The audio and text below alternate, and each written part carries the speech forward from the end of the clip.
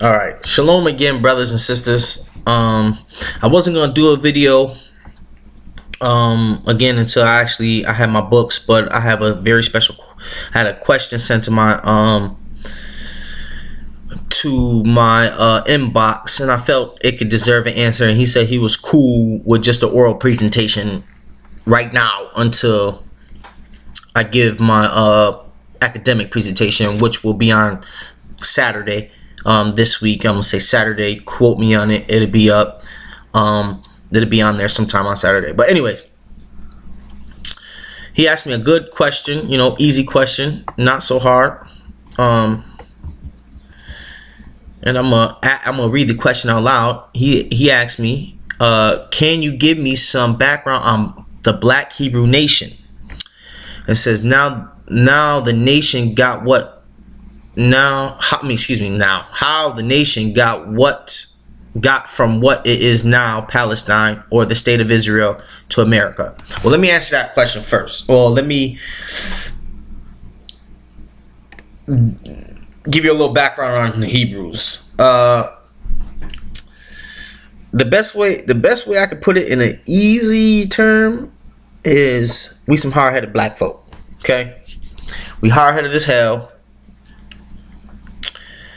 And because we're hard-headed, we are in the state we're in today. All right, that's a vague actual background, but I'm going to answer more of that question when I answer the rest of your questions. So, and it says how the nation got from what it is now, Palestine, or the state of Israel, to America. Oh, that's simple, man. 1948, World War II. Look. If you can read in between the lines, you would know Adolf Hitler was a bum up until World War I. Then he gets a job in the army as a trench dog, running from trench to trench. He had good speaking skills, so a sergeant or a captain or something, a higher ranking officer saw him, took a shining to him, and then put him under his wing. Who was a Jew, by the way. And then after World War I, which was also a fight with Germany, which is funny to me. And then after World War I, he groomed himself into power. He was taught his doctrine. He, just a good speaker. You got to remember what the president says. What the president says isn't always the president's ideas. He has a bunch of people in the background writing his words and spewing them to the people. So, check out that whole movement, and then you'll see the inconsistencies in that. Yeah. And here's another thing too. There was not 12 million Jews that died during the Holocaust. That's some cockamamie bullshit. Pre World War II or pre attack on what's the word I'm looking for? I don't want to say crusade, but what is in pre-invasion of Poland? That's the word I'm looking for. Invasion. Pre-invasion of Poland.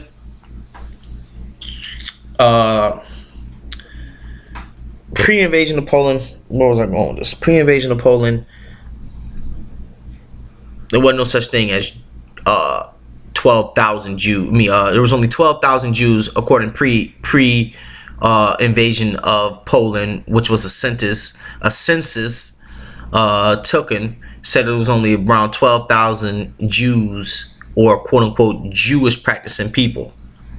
Because for me, first of all, I don't know how the fuck Hitler could tell a Jewish person from a German. I can't tell. It look fucking the same to me. But anyways, but which also gives me the idea, because they couldn't tell Joseph from an Egyptian, and they couldn't tell Moses from an Egyptian. So if Moses and Joseph look like Egyptians and the fucking Jews today look like fucking Germans, who is the real Jews? Simple question. Nah. All right. Now back on a serious note. Now, so that's how Israel, the way it is today. And then you got to think about all the conquerings from Saladin to the Knights Templar, the Crusaders, whatever you want to call them. You got to look at all those conquerings and what happened during those times. All right. And then this says, and then your next part of your question is, or the state of Israel to America are, now there's another part. It says, are there scattered black Hebrews outside of America? Absolutely yes, 100%. No ifs, ands, or buts. Shit, man. Everywhere, man. We everywhere. We went everywhere. Matter of fact, for every one Negro sent to America, 2 were sent to Brazil.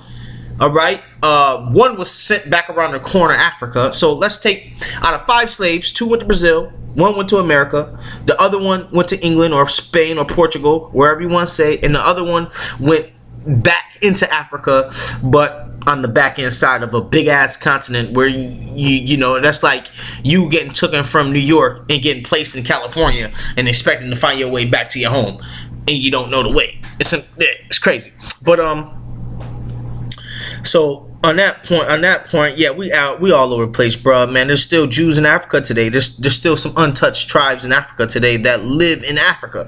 You know, the Limba, the Ashanti, the Dogon, the you want to keep just going and going and going. We in there, man. We in the building. Hebrew is everywhere. Israel is everywhere, man. And we proclaim it too. You know, that's another thing people don't understand. Like, we are dark-complected people. Not all white people are the same. You know, not all white people are Esau. Not all white people are Japheth. You know what I'm saying? It's like, it's kind of hard to explain. But the Bible say don't be concerned with genealogy. Follow the commandments and look forward, you know, and try to drive forward. The reason why we strive for genealogy today is because we were oppressed from day one. We're still looking for our identities, and we're still struggling to figure out who we are, man. You know, the difference between me and everybody else, I can look in the mirror and know exactly who I am and where I want to go and what I want to do in life. So I encourage brothers and sisters to do the same thing. Now, so let me see. And then it says, then you have, pardon me for being so curious in your talk. There seems to be a confession concerning Africa and the Levant and the excuse me, hold on, I gotta go back. Just kind of like messed up on me. Africa and the Levant and the mainland Africa, that is North Syria, Sahara, and West East South Africa. What did the black Hebrews originate from? Okay, now this is a tricky question. Every single person on this goddamn earth originated in the continent or the landmass we call Africa. There is not one person on this motherfucking skippy earth that did not come from a womb of an African person. Not even white people. White people are African too, if you really want to look at it. See, here's another thing people fail to realize too, that Africa ain't even Africa today, man. There's more white people in Africa than a little bit. Shit, for every, I mean, England rules the south part of Africa and the northern part of Africa. The Ottoman Turks ruled fucking the whole east coast of Africa. So like, I don't know. People need to stop acting like Africa was not a bunch of tribes warring within itself. Ethiopia warred with Egypt. Egypt warred with Libya. Libya warred with Nubia. Nubia warred with every, like stop it. Black on black crime was going on for centuries. So people need to stop this old Kemet shit and all this Israel, this, that, man. We all black people. We all been oppressed by one type of man, whether you Kemet or Kemetic or Shemitic.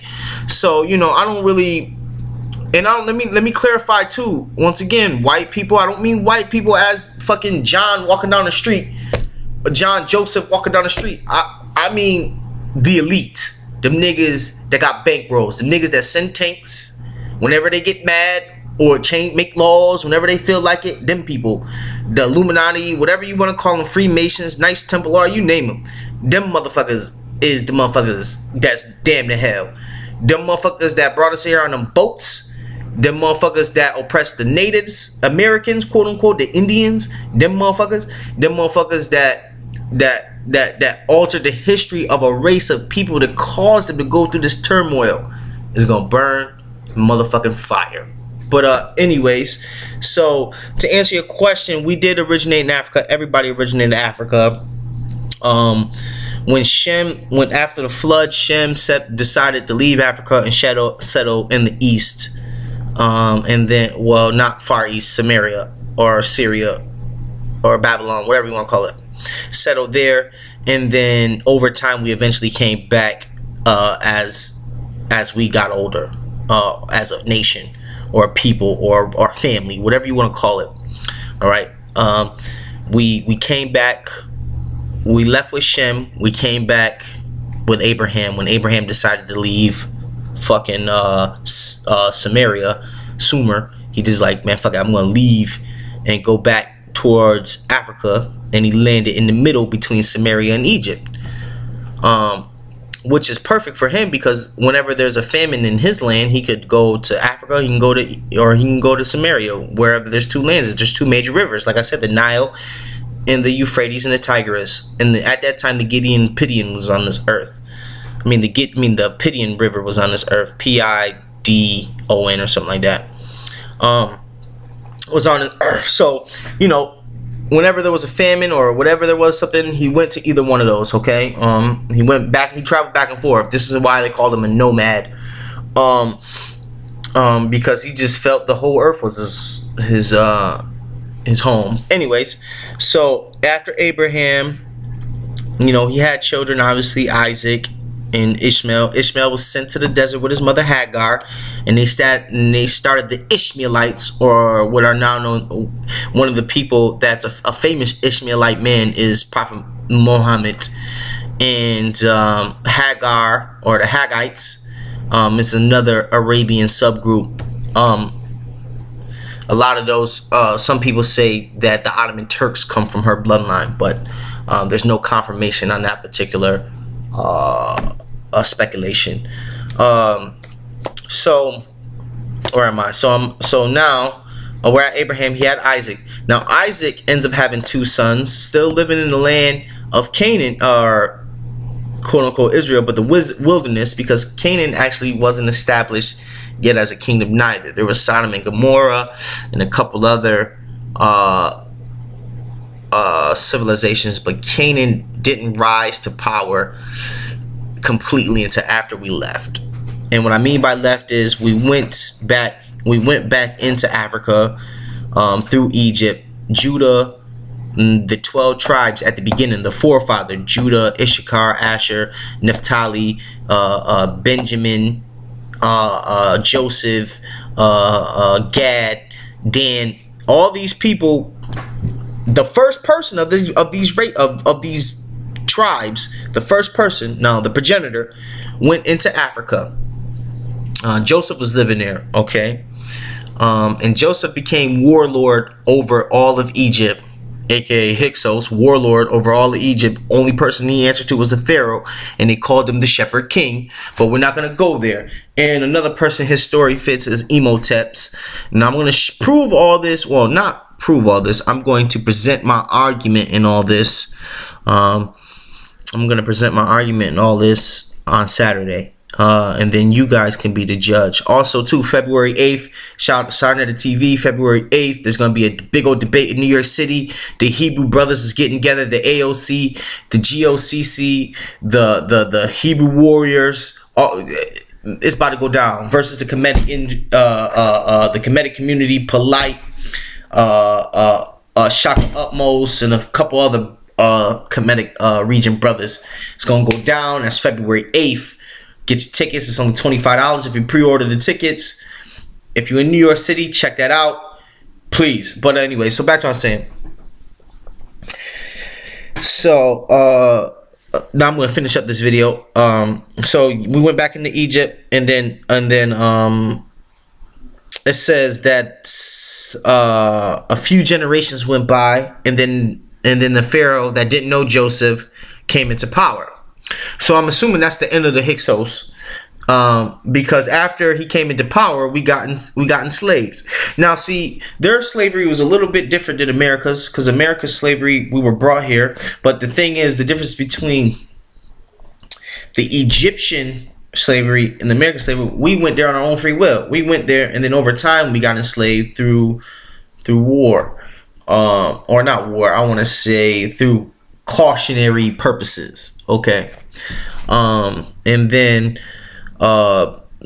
we supposedly did that for 400 years, and I say supposedly because everybody says it's not a correct date or timeline, or didn't exist or whatever. So we lived there for 400 years before Moses 400 years after, now mind you, 400 years after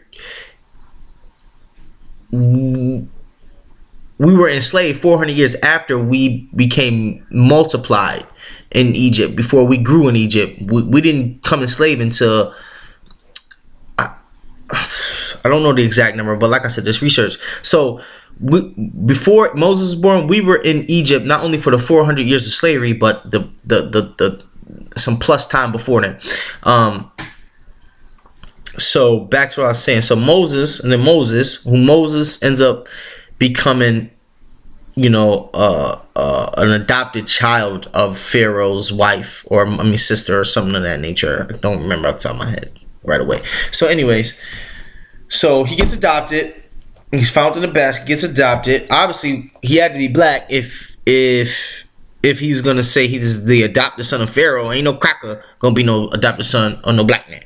But so was adopted son, and he went down and realized, like, he lived in his palace his own life. He learned blah blah blah, so on and so forth. Then one day he went down to the quote unquote, he was made chief architect, and he went down and saw the work was being done, and he saw how the Hebrew slaves were being treated and getting beat, and realized that was his people, and he felt bad, and he killed an Egyptian guard, and then got scared and left Egypt. And then when he left Egypt, he became the king of Ethiopia.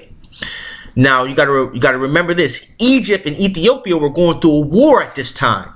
They don't talk about that. Reference in the book of Jasher is the war, is the biblical reference, and I'm going to show you guys through his story that actual war was going on during the time of Moses and whatnot. So anyways, Moses, make a long story short, Moses comes back, tells the Pharaoh to free my people, and then he frees the people, and then Exodus happens. Now people claim we did tarry in the quote unquote wilderness for 40 years. That's because we encountered giants. We fought with the Jericho. We conquered a few things on our way to Canaan. People just think we just was wandering in circles for no reason and starving and all that. No, nigga, we was warring all the way to Canaan. And then when we got to Canaan, we was there for generations, like a couple hundred years before we even conquered, before we even took it over. So before the first king was actually crowned of Israel, who was David, we was living in Canaan for 100 years after the Exodus, at least. And I'll show you this math through biblical scripture in a minute. On Saturday. I'm gonna make sure I rewatch this video for you so I can back up everything I'm talking about. But so make a long story short, we left, we came back, we left again, which is under Moses, and then when we reigned for 500 years, 560 years from David to Christ. 14 generations, each generation's 40 years, so about 460 years from David to Christ. And then 40 years after that, we were exiled. We went to Africa. We didn't go to fucking Europe. I mean, we did some parts of Europe, but not Germany. We're not Germanic tribes. We didn't go to fucking Germany. We went to Africa and around the Horn of Africa. Now, people say, you ever heard this phrase, black people sold black people into slavery? Yeah, because those black people weren't the same black people as them black people. So, and I'll show you through my research too. So, to make a long story short, after we left Jerusalem in 70 AD, we lived in Africa and Europe from 70 AD to about the late 13th century, early 14th century. We fell from Europe and in Africa and became slaves. And then we're sent to the four corners of the earth because we didn't follow the commandments of the Most High. So on that note, brother, I hope this answered your question. Peace, love, shalom, otep. All that other things that everybody want to subscribe to, man. But black love most of all. You know, power to the people.